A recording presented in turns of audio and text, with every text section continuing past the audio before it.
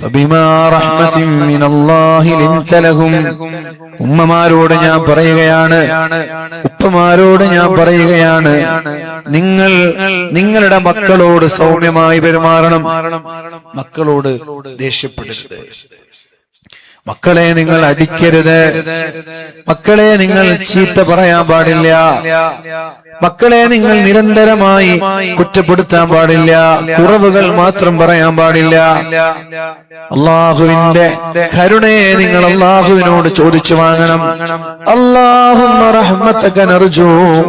അല്ലാഹുവേ, നിന്റെ റഹ്മത്തിനെ ഞാൻ പ്രതീക്ഷിക്കുന്നു. അല്ലാഹുമ്മ റഹ്മതക അർജു. നിന്റെ റഹ്മത്ത് നീ എനിക്ക് തരണം റബ്ബേ എന്ന് അല്ലാഹുവിനോട് റഹ്മത്തിനെ നമ്മൾ ചോദിച്ചുകൊണ്ടേയിരിക്കണം. എന്നിട്ട് നമ്മുടെ മക്കളോട് സൗമ്യമായി നമ്മൾ പെരുമാറണം. ഒരു കാരണവശാലും നമ്മുടെ മക്കളോട് ദേഷ്യത്തോടെ പെരുമാറുന്ന രക്ഷിതാക്കളായി നമ്മൾ മാറരുത്. അങ്ങനെ മാറിയാൽ എന്താ സംഭവിക്കാന്നറിയോ? മക്കൾ നമ്മളിൽ നിന്ന് അകന്നു പോകും.